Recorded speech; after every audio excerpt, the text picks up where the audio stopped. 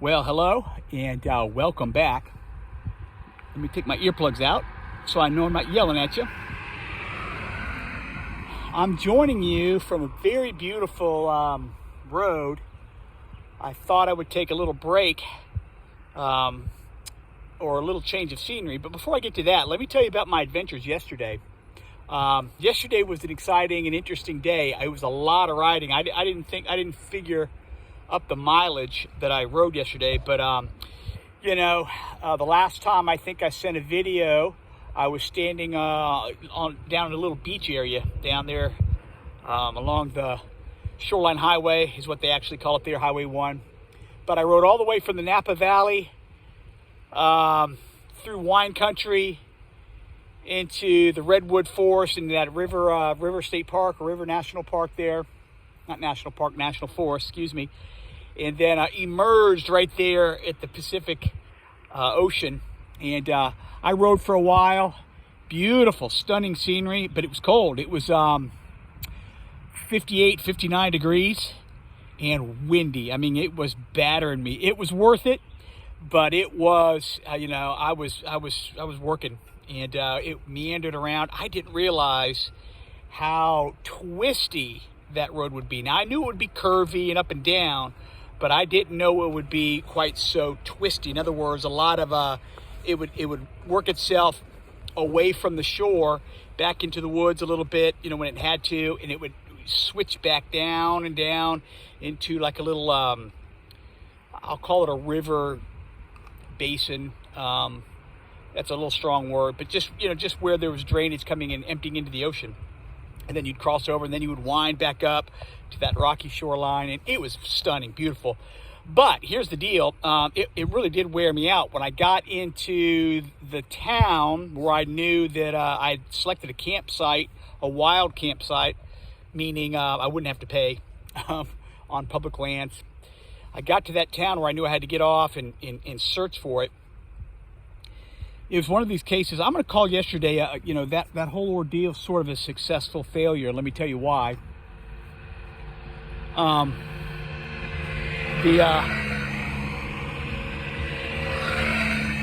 are interesting little motorcycles. Anyway, it was about an hour. Once I got off the main road, I started winding back into the woods, actually winding up into the mountains. And I knew it would be a 45-minute, 50-minute drive, ride, or whatever. It was more than that. It fooled me. On paper, it looked a lot easier.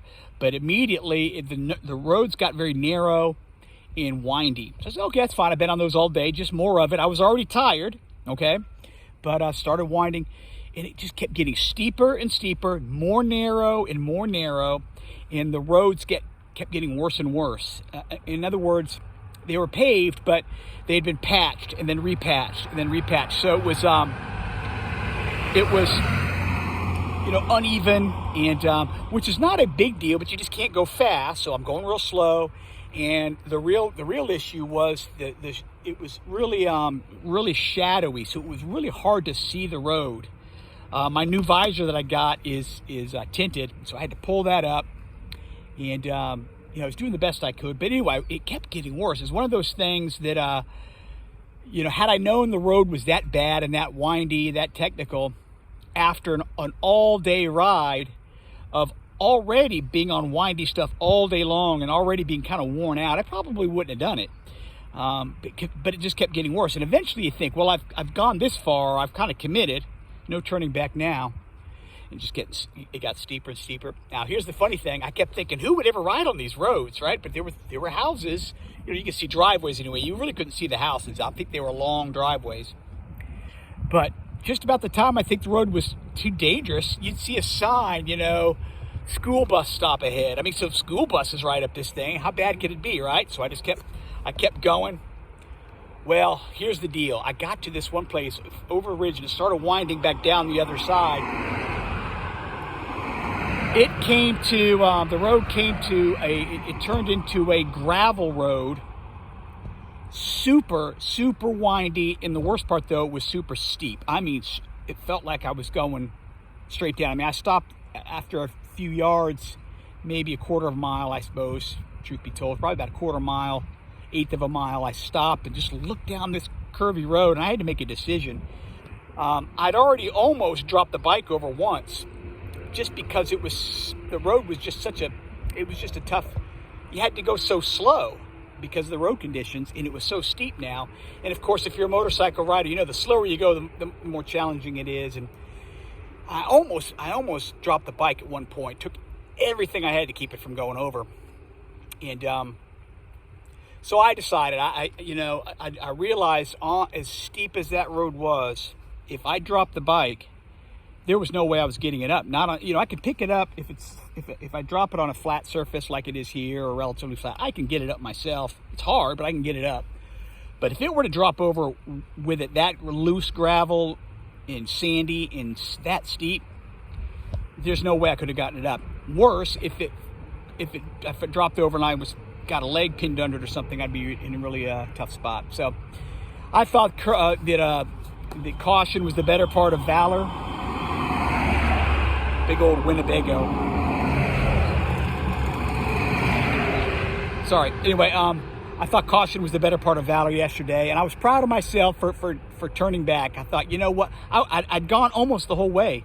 It was so tempting just to do. I was within, I think it said, 1.7 miles of my campsite. 1.7 miles after going about probably 15 miles on that windy jump. And it was so tempting just to do it.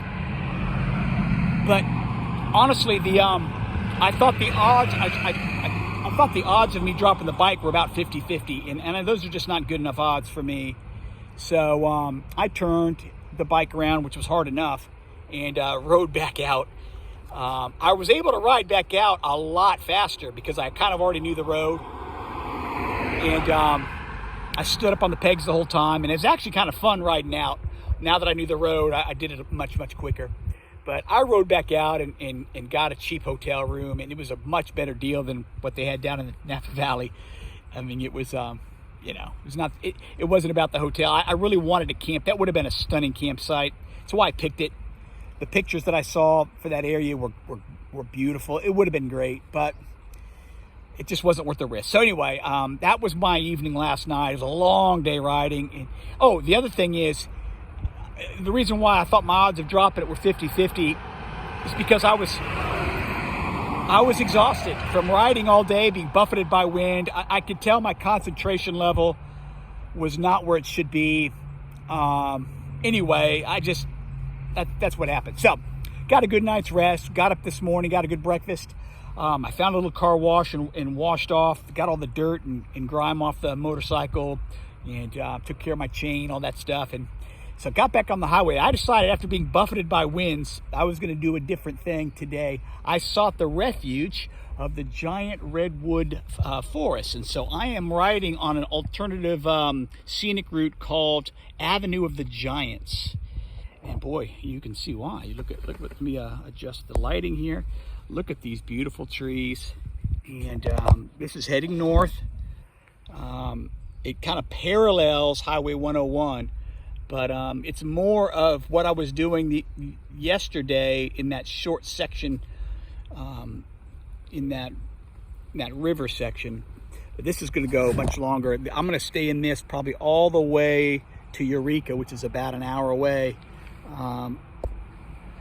It is beautiful. It's nice and cool back here. It's not cold today. It's like, I think my computer said it was 74. And I'm protected by the winds in here. You can hear how close I am to the highway. That was a big semi-truck zipping by the highway just over the ridge there.